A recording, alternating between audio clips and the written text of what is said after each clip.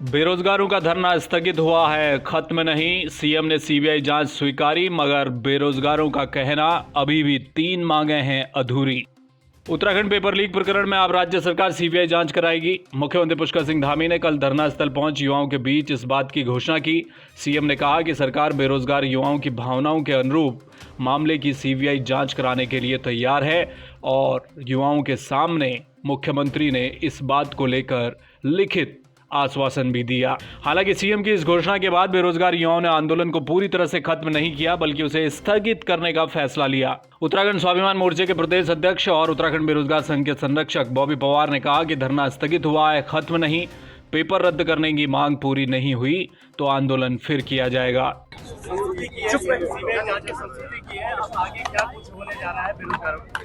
देखिए, उत्तराखंड बेरोजगार संघ ने अभी 4 मांगे रखी थी।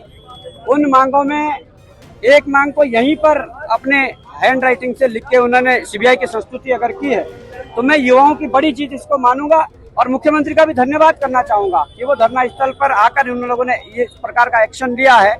इसके बाद पेपर का निरस्तीकरण की जो मांग है वो प्रमुखता से रखी गई है।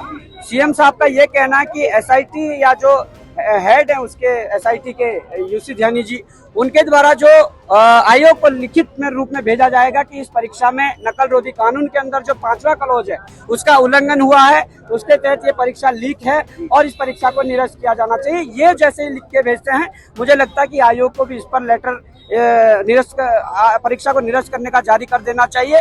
और इसके अलावा आरक्षी भर्ती में नियमावली संशोधन से लेकर आंदोलन में युवाओं के जो लगे मुकदमे हैं उन्हें वापस लेने को लेकर ये तमाम प्रकार की मांगे हैं।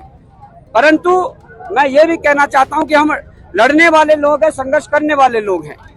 ऑन कैमरा आज ये सारी बातें हुई है, धरना स्थल पर ये बातें हुई है और अगर इन बातों का उल्लंघन होता है तो ये धरना खत्म नहीं हुआ है।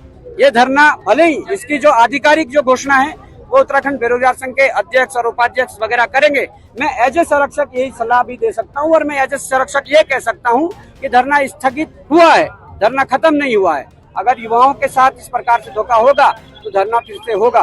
परंतु हाँ, हाल फिलहाल में जिस प्रकार से मांगों को माना गया, मांगों को सुना गया, ऑन कैमरा सारी बात बोली गई, तो मुझे लगता है कि युवाओं को धरना स्थगित कर देना चाहिए और त्योहारों में अपने घर जाकर अपनी पढ़ाई शुरू कर देनी चाहिए। आपको बता दें कि युवाओं ने 4 मांगों को लेकर अपना आंदोलन शुरू किया था, जिसमें सीबीआई जांच, परीक्षा रद्द करने की मांग, आयोग के अध्यक्ष को हटाया जाना और संयुक्त आरक्षी भर्ती नियमावली को संशोधित करने का मुद्दा शामिल है। ब्यूरो रिपोर्ट, जय भारत टीवी। आप देख रहे हैं जय भारत टीवी।